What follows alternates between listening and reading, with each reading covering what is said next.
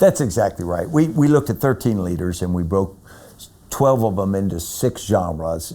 Geniuses, Albert Einstein, Leonard Bernstein, who basically, they were partially led by their credibility of their genius, but also by how they interacted with people. Neither was elected to positions. Leonard Bernstein ran the New York Symphony, but otherwise most of their leadership was kind of indirect, but it was real. The power brokers, Boss Tweed and Margaret Thatcher, they existed within systems. Tweed was incredibly corrupt, but both of them mastered inside systems, political parties, to make things happen. You have heroes, and we had these, we use the term here as how we look at heroic figures. So you look at Harriet Tubman, 5 foot tall, African-American former escaped slave, who goes back 13 times into slave-controlled territory to bring out other slaves. Incredible personal heroism, but in so doing, she becomes a symbol. She's a good speaker in her own way, but she becomes a symbol for African Americans, for females, for all of these things, and so becomes a hero that people can emulate and follow. And then, of course, Zheng He was a 14th century or 15th century Chinese admiral who's castrated at age 10, but then becomes a eunuch in the court and then an admiral who leads these treasure ships around the world.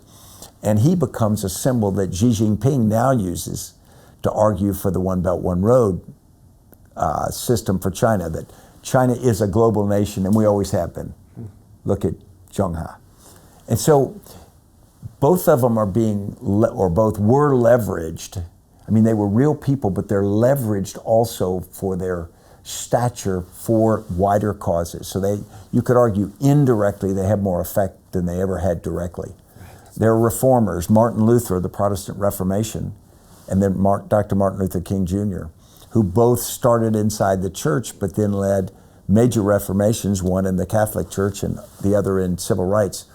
And what it takes to lead those organizations. And what we find is we've simplified our view of leadership historically.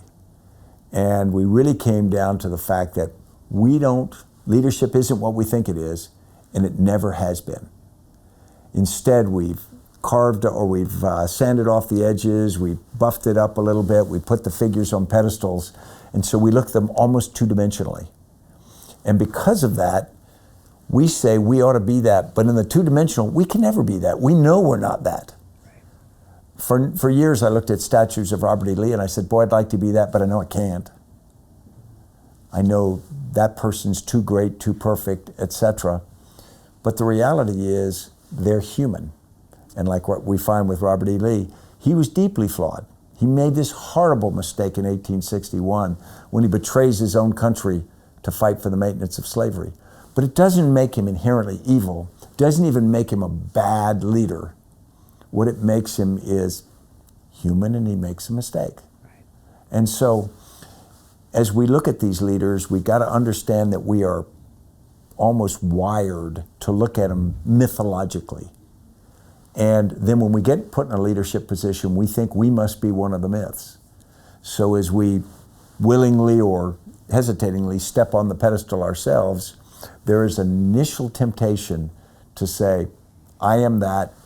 Look at me two-dimensionally. I am perfect. Look, my hair's straight. You know, my tie is straight and on. I've done everything like that. And you see leaders doing that. But the problem is they're not that, and they know they're not that, and we sort of intuit they're not that. And so what we argue is leadership is actually this interaction between followers, leaders, and factors that's an emergent property. It's not something leaders possess and throw at followers. It's something that happens, a reaction. And so you've got to try to create that reaction as best you can for a good outcome, but be very honest about all the limitations and the effects of outside factors.